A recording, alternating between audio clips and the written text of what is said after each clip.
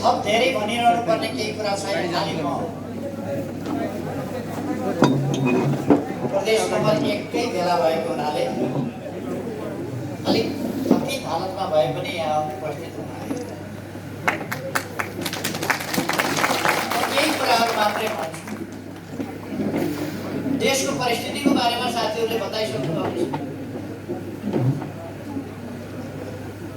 केही मान्छेहरूको कोरो मचाएर हिँडेका छन्, हल्ला खल्ला गरेर हिँडेका छन्। केहीलाई बडो पिर पनि परेछ त्यस कुरामा। देश बर्बाद हुन लाग्यो, देश डुब्नै लाग्यो।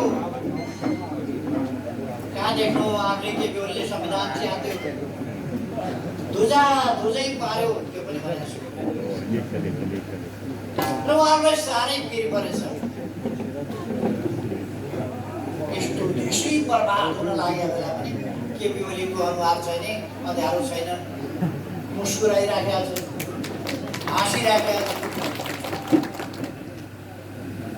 कस्तो मान्छे होला, देशै बर्बाद हुँदाखेरि पनि मुस्कुराइराखे। उहाँहरूले बर्बाद पार्न नपाएकोमा उहाँहरूको चिन्ता मात्रै हो।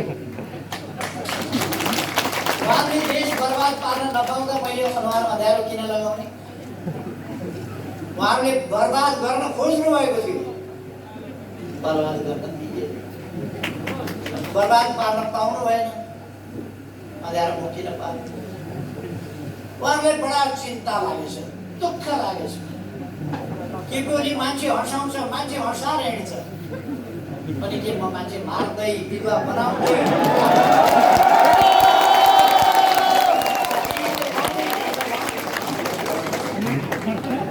मैले दुनियाँलाई रुवाउँदै हिँडौँ? हँसाउँदै हिँड्छ मान्छे। म देशै अनुहारमा मुस्कान ल्याउँछु। हाम्रा बालबालिकाको अनुहारमा मुस्कान ल्याउन चाहन्छु, हाम्रा किशोरीहरूको अनुहारमा मुस्कान ल्याउन चाहन्छु, हाम्रा युवाहरूको अनुहारमा मुस्कान ल्याउन चाहन्छु, हाम्रा बाआमाहरूका अनुहारमा मुस्कान ल्याउन चाहन्छु। अनि मजदुर किसानहरूका अनुहारमा। त्यसै कारण हामी थुप्रै कामहरू गरिरहेका छौँ गरिबका लागि, जनताका लागि। सडकमा बालबालिकाहरू रहनु हुँदैन, अभिभावकविहीन भएर उनीहरूका आँखामा आँसु हुनु हुँदैन, उनीहरूका चेहरामा मुस्कान हुनुपर्दछ। सरकारले अभिभावकको काम गर्नुपर्दछ भनेर मैले भने। त्यो काम हामी गरिरहेका छौँ। अनि विभत्स क्रियाकलाप, विभत्स दृश्य हेरेर दुनियाँ रुवाएर, रुवाउने पनि एक किसिमले हो र। कसैको घोडा खसिहाल्छ, कसैको गाडी खसिहाल्छ, कसैको खेत खसिहाल्छ, कसैको घर खसिहाल्छ, कसैको पैसा खसिहाल्छ। रुवाउने पनि तरिका एउटा मात्रै हो। मारेर पनि रुवाएको छ, कुटेर पनि रुवाएको छ, लुटेर पनि रुवाएको छ। अनि मैले हँसाएँ भनेर पिर गरेँ। मान्छे हाँसेर चुप गरिरहेछ, चुप।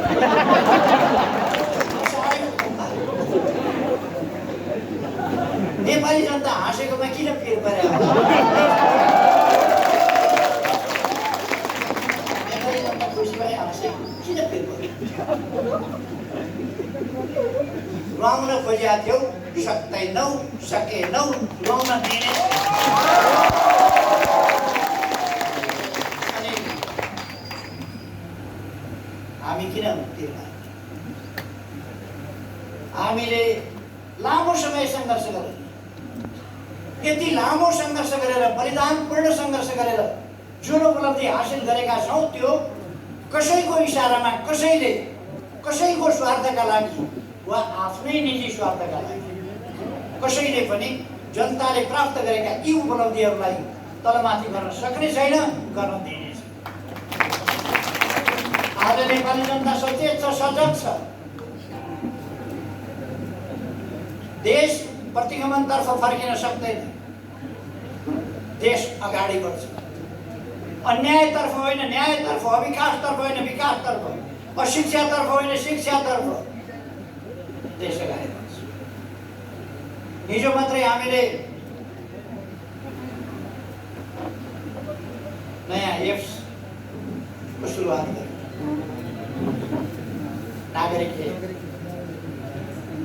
देशले जनतालाई ठुलो सहुलियत सुविधा पुर्याउँछ र सँगसँगै भ्रष्टाचार नियन्त्रणमा महत्त्वपूर्ण योगदान गर्छ। आधुनिक नेपाल, डिजिटल नेपाल निर्माण गर्ने बाटोमा त्यसले हामीलाई अगाडि बढाउँछ। त्यो हिजो मात्रै हामीले सुनेका छौँ। योजना आयोगको विकासका समस्याहरू समाधान गर्ने समिति छ, राष्ट्रिय विकास समस्या समाधान समिति। त्यसको हामी हिजो लामो बैठक गर्यौँ। समस्याहरू के छन्? कोभिड-19 को समस्या छ, अरू समस्याहरू छ। रुलिङ पार्टीभित्र सत्ता सञ्चालन गर्नुपर्ने सत्ताधारी पार्टीभित्र भएको कपटपूर्ण तमासा, त्यस तमासाले पनि व्यवधान गरेको थियो।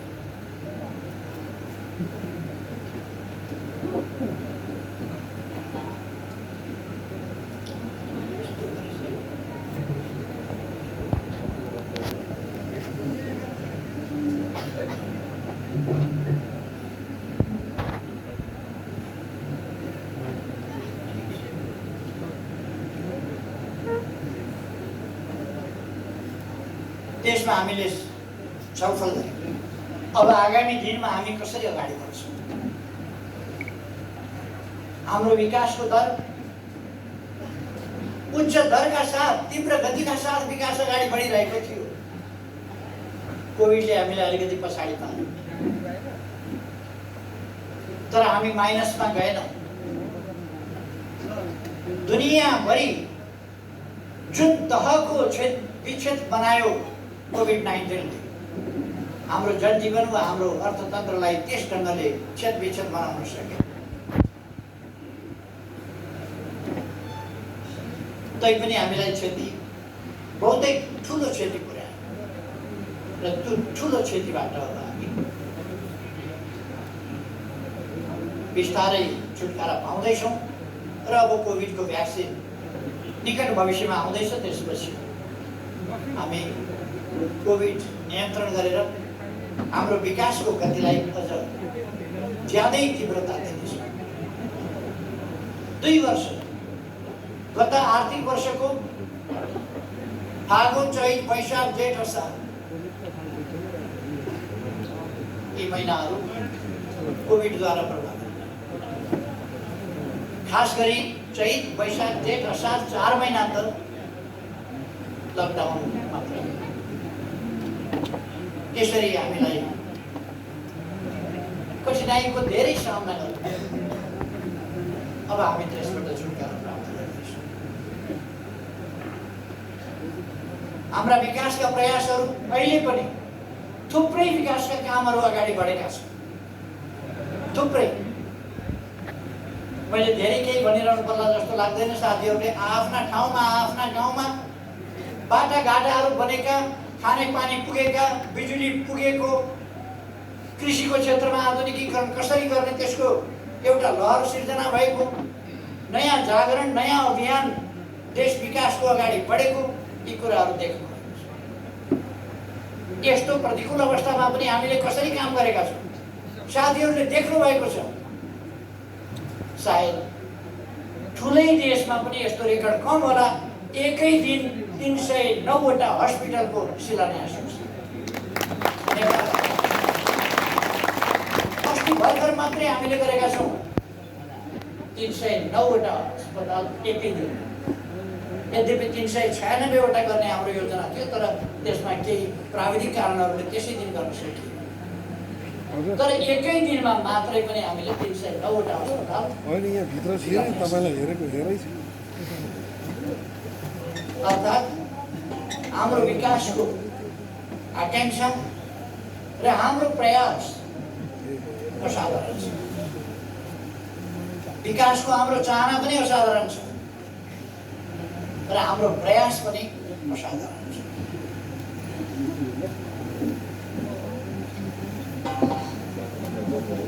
मैले निर्वाचनमा जाँदा देश सङ्कटमा पर्यो। पहिले नभए पनि त 1.5 वर्षपछि त निर्वाचन हुन्थ्यो भनेपछि 1.5 वर्षपछि त देश त सङ्कटमा पर्ने नै रहेछ। यी मान्छेहरूको परिभाषामा के भने निर्वाचन भनेको देश सङ्कटमा पर्नु रहेछ अथवा निर्वाचन नगर्ने प्रणालीलाई चाहिएको रहेछ। सत्ता कब्जा गर्ने, जनताको अभिमतमा नजाने, जनताको भोटमा नजाने, जनादेश नमान्ने भन्दाखेरि जनादेश लोकतन्त्र नमान्ने, लोकतन्त्रको नाम छ। तपाईहरुले सुन्नु, अदालतले यदि हामीले भनेको मानेन भने हामी जनताद्वारा फैसला गर्छौं। जनता नै सबैभन्दा के बाबा, लोकतन्त्रमा जनता त सार्वभौम सत्ता छ, महान छ, तर स्वतन्त्र न्यायालय पनि हुन्छ। लोकतन्त्रमा स्वतन्त्र न्यायालयले स्वतन्त्र ढङ्गले फैसला गर्छ, गर्न पाउनुपर्छ, त्यो लोकतन्त्र हो। जनता सार्वभौम छन् भनेपछि अदालत चाहिँदैन? लोकतन्त्रमा अदालत हुँदैन? जनता सार्वभौम छन् भनेपछि कुनै अड्डा चाहिँदैन? जनता सार्वभौम छन् भनेपछि पार्लियामेन्ट चाहिँदैन? जनता सार्वभौम सत्ता सम्पन्न छन् भनेपछि सरकार चाहिँदैन? लोकतन्त्रका मूल्य मान्यताहरू हुन्छ। जनता सार्वभौम छ, अन्तिम निर्णय, अन्तिम फैसला जनताले गर्छ जस्तो आगामी निर्वाचनमा गर्नेवाला छ। निर्वाचन सम्झिएपछि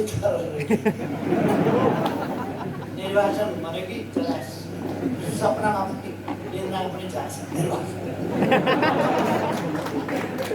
निर्वाचन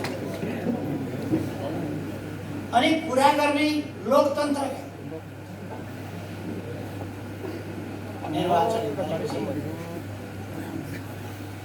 जनतालाई दिएको दुःख, जनताका अगाडि ढाँटेका कुराहरू, जनतालाई दिएका प्रताडना, देशका विरुद्ध गरेका कर्महरू सबैको हिसाब किताब जनताले गर्छ भन्ने थाहा छ। त्यसै कारण निर्वाचन भनेपछि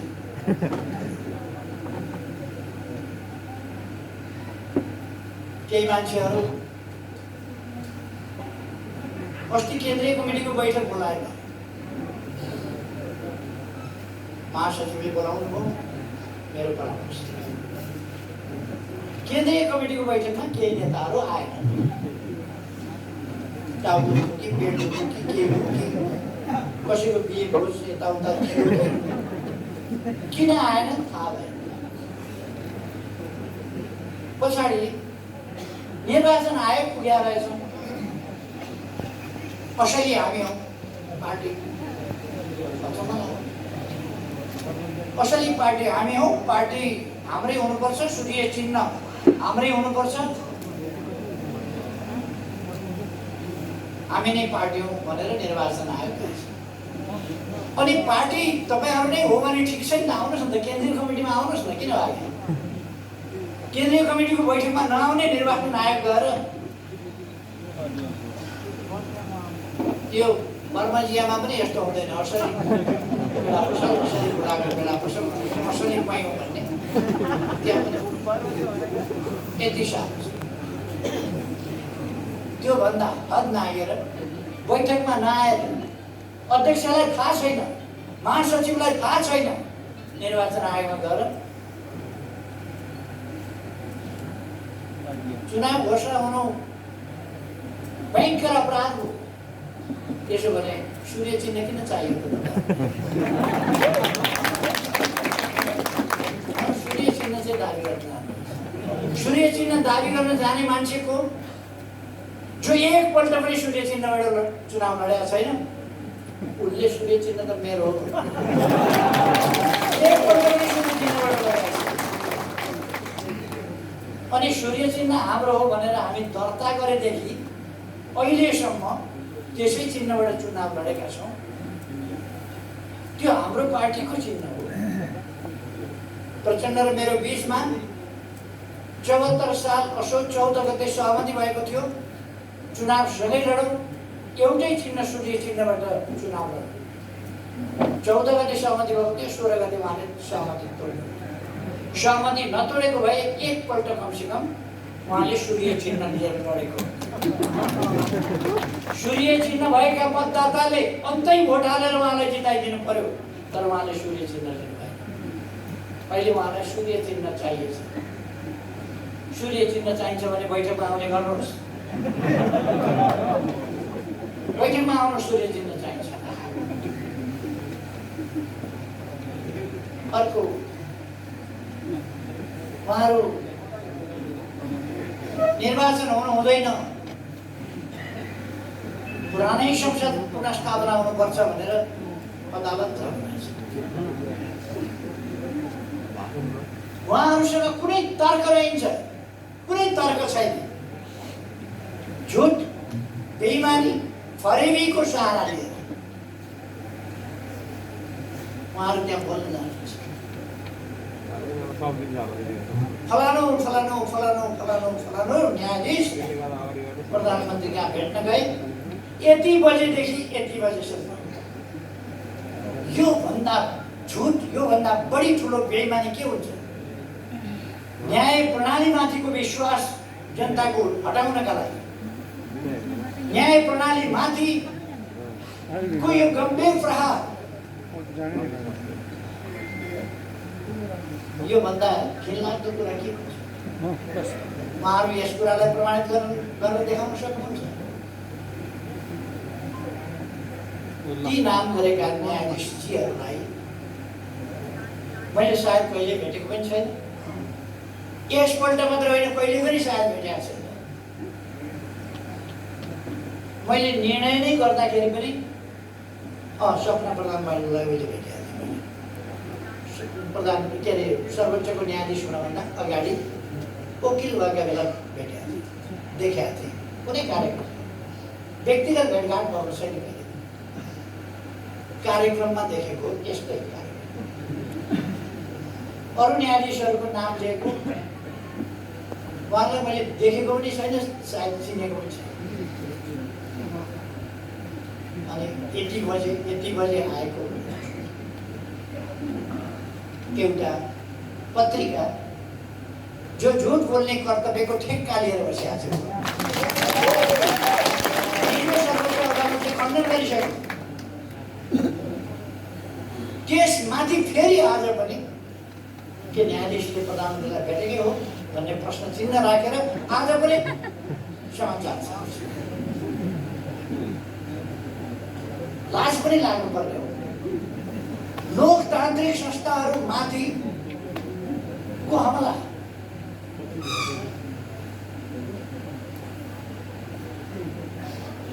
केही तर्क रहन्छ उहाँहरूसँग। अनि के भन्नुभएछ? मन्त्री परिषदले गरेको निर्णयमा संविधानका धारा खुलाइएको छ। मन्त्री परिषदले प्रतिनिधि सभा विघटन गरेर नयाँ निर्वाचनमा जाँदा त्यसको निर्णय गर्दा धारा खुलाएर गर्नुपर्छ भन्ने कुन संविधानमा, कुन कानुनमा छ? त्यति त कमसेकम बहस गर्न जाने, सर्वोच्च अदालतसम्म बहस गर्न जानेहरूलाई थाहा हुनुपर्छ नि। त्यो संविधान कुन धारामा छ, ऐनको धारामा छ, कुन नियममा छ? त्यसपछि क्याबिनेटको निर्णय नभए पनि हुन पर्छ। तर क्याबिनेटको निर्णय गरेर खुलेआम भनेर उहाँहरूको जस्तो लुकेर 3:30 बजे दर्ता गर्न लगेकोलाई बिहान 10:40 मै म कहाँ आएको थियो भनेर किर्ते शनाखत गरेर चल्ने हाम्रो चल्छ। हामीले मन्त्री परिषदमा निर्णय गर्दा नेपालको संविधान बमोजिम प्रतिनिधि सभा विघटन गर्ने र नयाँ निर्वाचनमा जाने भन्ने निर्णय गरे, स्वाभाविक हो। त्यसपछि त्यो निर्णय सिफारिस गर्दा प्रधानमन्त्रीले गर्ने हो। वकिलहरूलाई यति थाहा हुनुपर्छ, त्यो प्रधानमन्त्रीले सिफारिस गर्ने हो। प्रधानमन्त्रीले सिफारिस गर्दा संविधानको धारा 76 को 1 उपधारा 1, धारा 76 को उपधारा 7 र संविधानको धारा 85 तथा हाम्रो आफ्नै देश र अन्य हाम्रै जस्तो संसदीय प्रणाली भएका देशहरूमा भएका अभ्यासहरूलाई समेत ध्यानमा राखी विघटनको यो सिफारिस गरेको छु। भनेर मैले सिफारिस गरेको छु। त्यही कुरा कोट गरेर, त्यही कुरा उल्लेख गरेर राष्ट्रपतिबाट विघटन भएको छ। राष्ट्रपतिको विघटन नै सन्देहास्पद छ।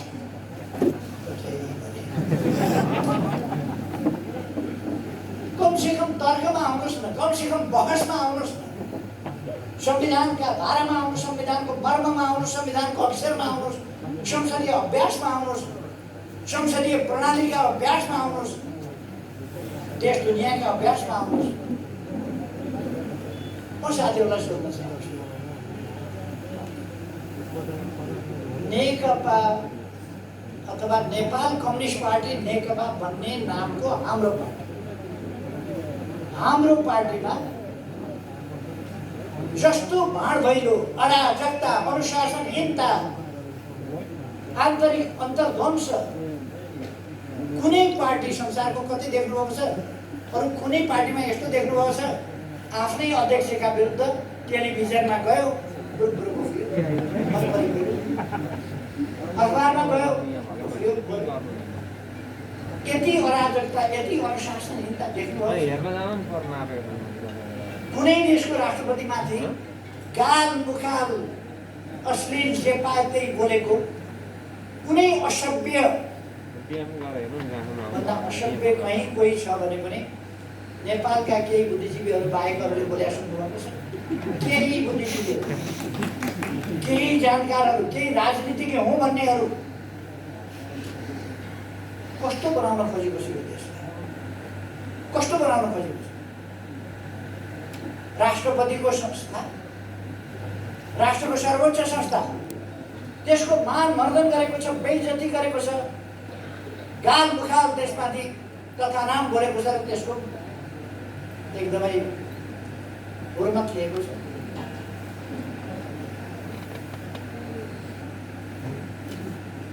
शक्ति पृथकीकरणको सिद्धान्त अनुसार न्यायालय स्वतन्त्र न्यायालय, सम्मानित सर्वोच्च अदालतको हुर्मत लिएको छ। पहिलेको संविधानले संवैधानिक इजलासको व्यवस्था गरेको छ र संवैधानिक प्रश्न आयो भने संवैधानिक इजलासबाट हुन्छ। हिजोसम्म 2-3 दिन बहस, अर्कै इजलासमा, बृहत इजलासमा, फुल बेन्चमा लानुपर्छ, यहाँ संवैधानिक इजलासमा पाइँदैन। संविधान संशोधन गर्नु पर्यो। अनावश्यक ढङ्गको झमेला। निर्वाचन आयोगमा गएर मलाई अचम्म लागेको थियो, केन्द्रीय कमिटीमा बैठकमा आएर नेताहरू कहाँ गए भनेर माइती घर मण्डलमा देखियो यहाँ छौँ। म माइती घर मण्डलमा पुगेँ, छैन देख्छ, कहाँ हराए? निर्वाचन आयोगमा पुगेछ। निर्वाचनको काम अगाडि नबढाउनु, निर्वाचन रोक्नु, निर्वाचनको कुनै प्रक्रिया अगाडि नबढाउनु, तयारी नगर्नु भनेर। यो भन्दा गैर राजनीतिक, अराजनीतिक, गैर कानुनी, हस्तक्षेपकारी, अमर्यादित क्रियाकलाप के हुन्छ? निर्वाचन आयोगलाई आफ्नो काम गर्न नदिने।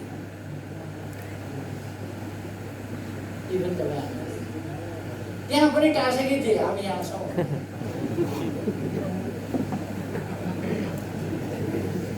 उहाँहरूको त्यो एउटा ब्रान्ड नै हुन लागेको छ, हामी यहाँ छौँ। अब नेपाली जनताले उहाँहरू कहाँ हुनुहुन्छ भन्ने कुरा थाहा पाउनलाई र उहाँहरू को हो भन्ने थाहा पाउनलाई हामी यहाँ छौँ। छापवाला मान्छे यहाँ आइपुगेछन् है, हामी यहाँ छौँ, ब्रान्ड, हामी यहाँ छौँ भन्ने छाप। निर्वाचन आयोग जाँदाखेरि पनि यसो हेरेको त साँच्चीमा त हामी यहाँ छौँ।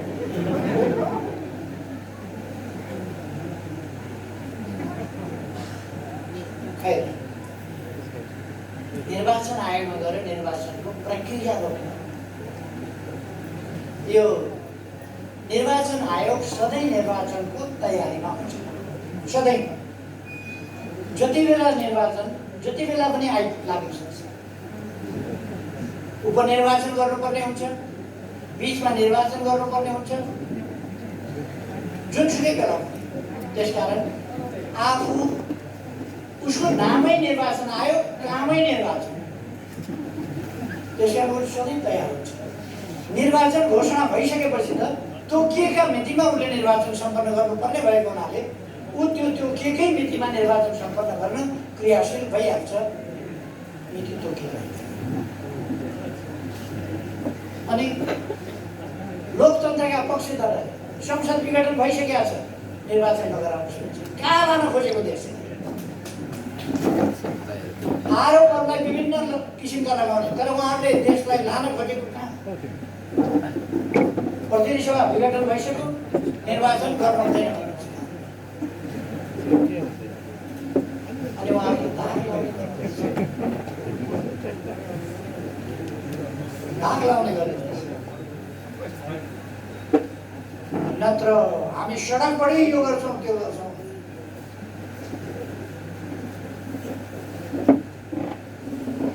नेपाली जनतामा सचेतनता आइसकेको अहिले पनि उहाँहरूलाई थाहा नपाउनु भएको।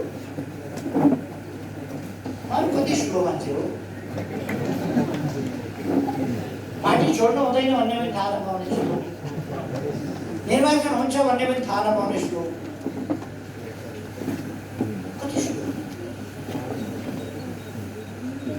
तर एउटा कुरा उहाँहरूले थाहा पाउनु भएको छ है, निर्वाचन भयो भने हालत के हुन्छ आफ्नो त्यसै थाहा पाउनु।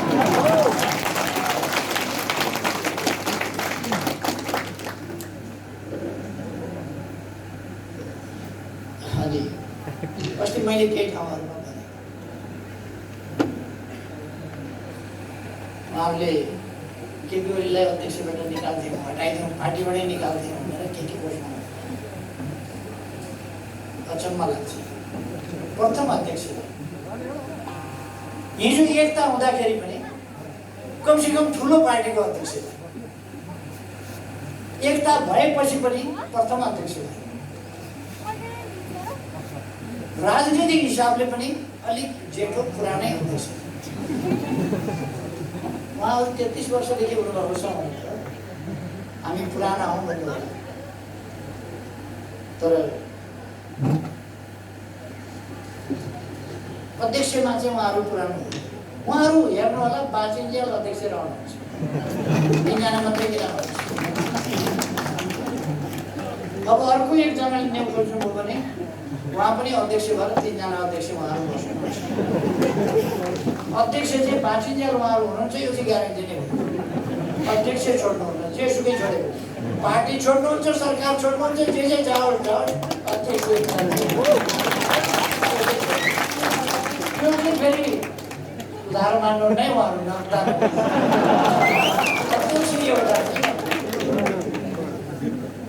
त्यसकारण माधव नेपालजी अध्यक्ष हुनुभएछ न, कसले छानेको अध्यक्ष हुन त उहाँ नछानिकन हुने बानी परेको मान्छे। उहाँ पार्टीको महासचिव हुनुभयो, महाधिवेशन गएबाट होइन, जननेता मदन भण्डारीको निधन भएपछि त्यो मौकामा उहाँ महासचिव, अरू साथी हुन तयार भएनन्, उहाँ हामझाम गरेर तयार, महाधिवेशनबाट छानिएको होइन। 2 ठाउँबाट चुनाव हार्नुभयो, उहाँ प्रधानमन्त्री।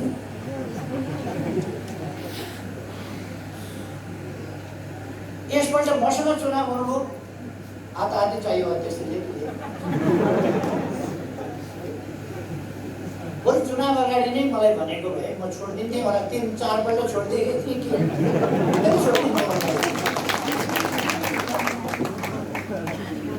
त्यस बेला उहाँले अलिक दम्म, म प्रधानमन्त्री भइसकेँ, म 3 कार्यकाल पार्टी प्रमुख भएर चलाइसकेँ, जहाँ जेल षड्यन्त्र टिक्रमले मान्छेहरूलाई काबुमा राखिसकेका छु, सबैलाई कार्यकर्तालाई धन्यवाद।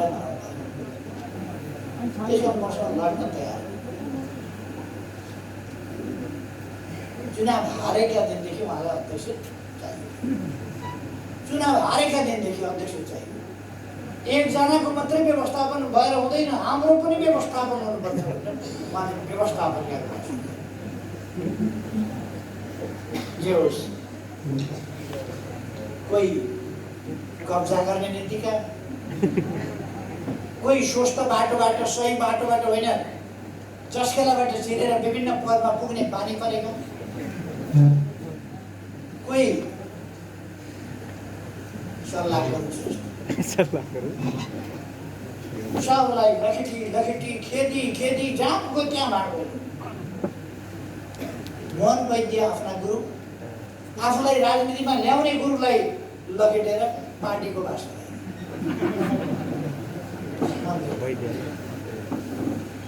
एकपल्ट डाक्टर बाबुराम भट्टराई प्रयोग गर्नुसम्म गरे, उनलाई त्यति बेला डा लेखेको एउटा मान्छे चाहियो। डा पनि खास ठाउँको डा को प्रयोग गरे, पछि बिचरा डाको छ। अहिले त धोती कुर्ता लगाएर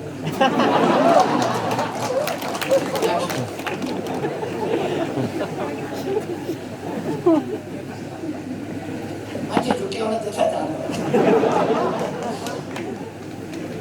झुक्याउन मोहन वैद्यलाई उता फेरि जानु पक्रिदियो, के उसलाई विप्लव जङ्गलतिर लग्यो। तै पनि म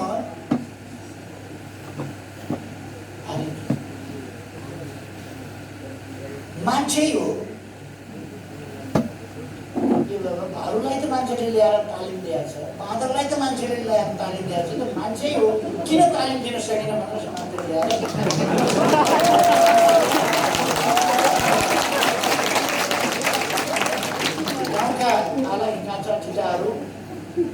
गाउँका आला काँचा ठिटाहरू ल्याएर सेनाको तालिम दिन्छ। 9 महिना तालिम दिँदाखेरि ऊ सेना भइसक्छ। प्रहरीको तालिम दिन्छ, प्रहरी भइसक्छ। अलिक समय खेलाएपछि सर्कसमा केटाकेटीहरू सर्कस बाज भइसक्छ। अलिक समय तालिम दिएपछि खेलाडी भइसक्छ। अलिक समय वाद्यवादन सिकायो भने बजाउन राम्ररी जान्ने भइसक्छ। यो कम्युनिस्ट तालमा हिँड्नलाई 3 वर्ष सिकाएँ मैले, तालिम दिएँ।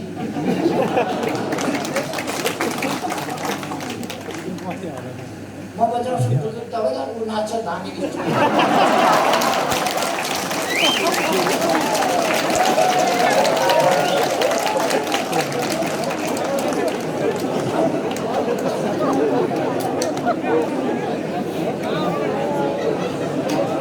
हामी नाच्दा नाच्दै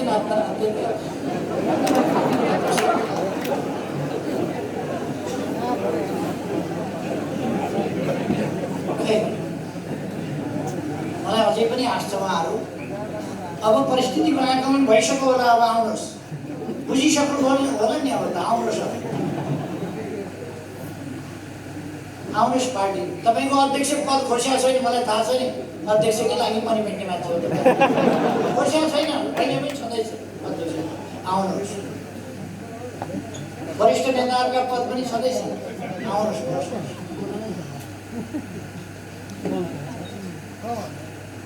उहाँहरू रन्थनिएर कुद्नुभएको छ, कहाँ कुद्नुभएको छ, कहाँ कुद्नुभएको छ, मन परि बोल्नुभएको छ, मुख छाड्नुभएको छ, जथाभावी बोल्नुभएको छ। यस्तो हुँदाखेरि पनि के त्यो मुस्कुराउनु के भयो? चुनाव हुँदैछ,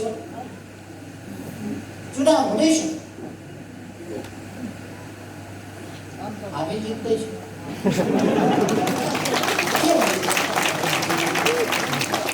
चुनाव भनेकै त्यही हो, कसैले जित्नु पर्छ। आउनुहोस्, पार्टीमा आउनुहोस्, पार्टीमा आउनु भने चुनावमा आउनुहोस्, अरू केही भन्छ। त प्रदेश नम्बर 1 का साथीहरू नाम 1 नम्बर भएपछि काम कति नम्बर गर्नु? नाम चाहिँ 1 नम्बर, काम चाहिँ 7 नम्बर। 1 नम्बर नाम राखेको छु। प्रदेश नम्बर 1 ले त नाम पनि मानेको छैन। 1 नम्बर हामी छौँ, 1 नम्बर यो चुनावमा देखाउनु पर्यो हामी 1 नम्बरै हौँ भनेर। 1 नम्बरै हौँ भनेर देखाउनु पर्यो। त्यहाँ विशुद्ध खालका तत्त्व, गलत खालका तत्त्व, धोकेबाज तत्त्वहरू, त्यस्ता तत्त्वहरूलाई सबक सिकाउने बेला देशप्रति बेइमानी गर्नेहरूलाई जनताले सबक सिकाउने बेला यही। वामपन्थी आन्दोलनप्रति बेइमानी गर्नेहरूलाई वामपन्थीहरूले सबक सिकाउनु पर्ने बेला यही। त्यसकारण म साथीहरूलाई भन्न चाहन्छु, तपाईँहरू धनबाट छुटेका बाण जस्तो गतिशील हुनुपर्छ, अत्यन्त तीव्र गतिका साथ आफ्नो लक्ष्य भेदन गर्ने त्यो सामर्थ्य बोकेका गतिशील हुनुपर्छ। म खास गरी हाम्रा युवाहरूलाई, नयाँ पङ्क्तिका भाइ बहिनीहरूलाई भन्न चाहन्छु, तपाईँहरू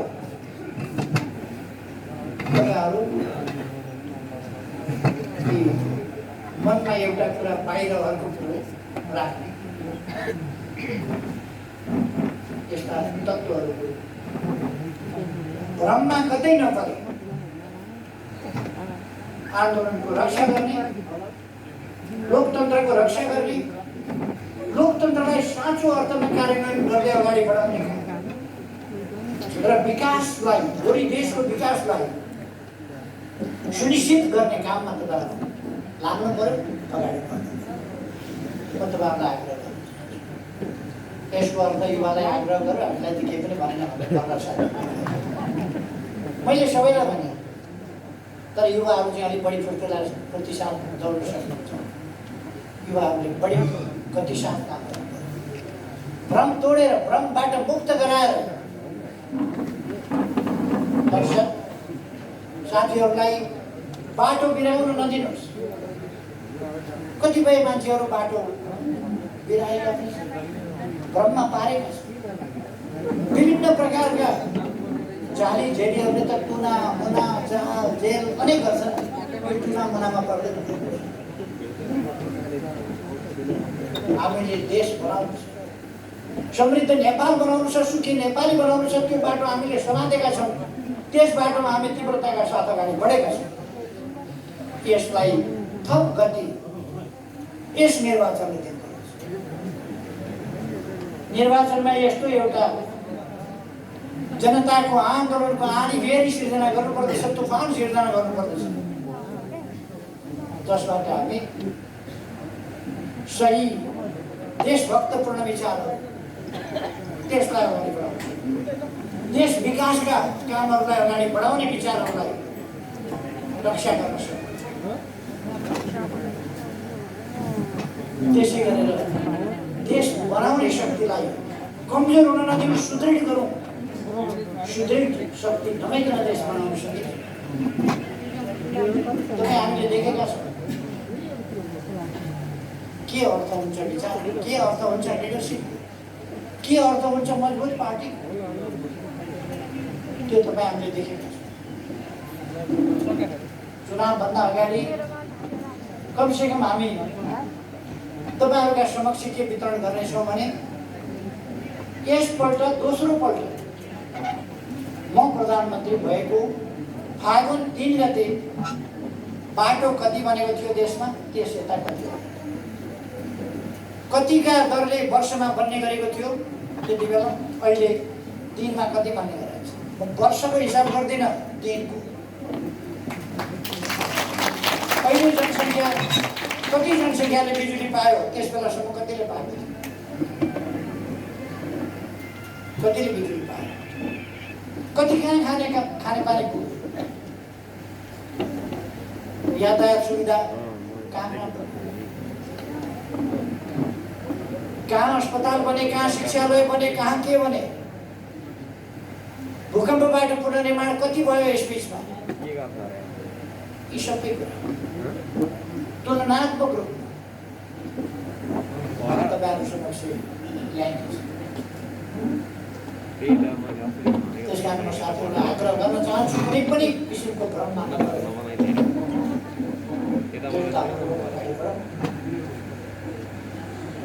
भ्रमलाई तोडेर अगाडि बढौँ। हाम्रा उद्देश्यहरू, महान उद्देश्यहरू, हाम्रो देशभक्ति, हाम्रो राष्ट्र, हाम्रो राष्ट्रिय स्वाभिमान, हाम्रो विकासको नीति, हाम्रो प्रतिबद्धता, हामीले गरेका काम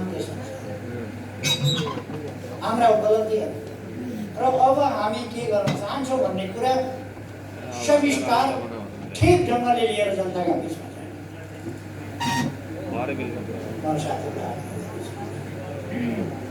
हामीलाई थाहा छ हामी निर्वाध ढङ्गले काम गर्न पाउँदैन।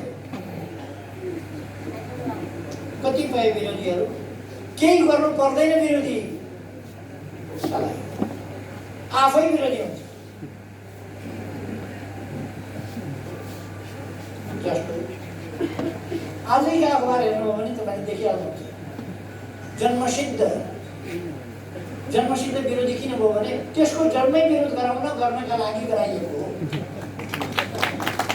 जन्मै भएको गराइएको त्यही विरोध गर्नका लागि। त्यसमा उसले त आफ्नो काम कर्तव्य त पालना गर्नै पर्यो।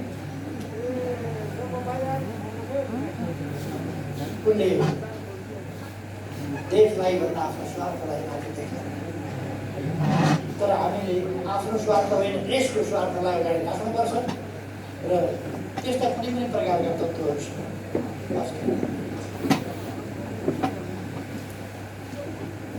मैले धेरै समय मैले अघि नै भने म अलिक धेरै नै कठिन हालतमा पनि छु। मैले विश्वास लिएको छु यसपल्ट साथीहरूले यस्तो सक्रियता देखाउनुहुनेछ, यस्तो एकता देखाउनुहुनेछ, यस्तो गतिशीलता देखाउनुहुनेछ जसबाट प्रदेश नम्बर 1 कै रूपमा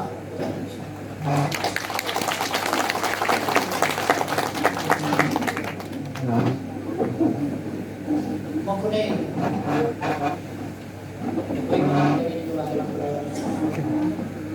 हाम्रै प्रदेशमा पनि त्यस्ता देखिया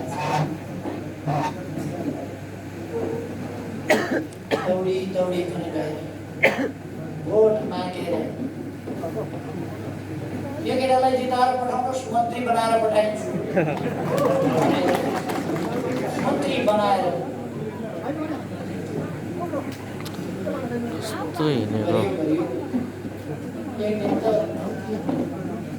मुक्का मात्रले हालेर भाग्यो भनेर यसो हेर्दा विकेट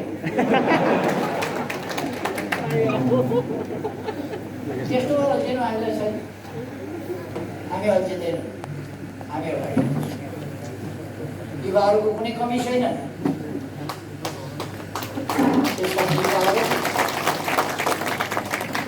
अरू पनि नयाँ युवा साथीहरूलाई समेटेर, व्यापकलाई समेटेर, भ्रममा परेकालाई पनि भ्रममुक्त गरेर अगाडि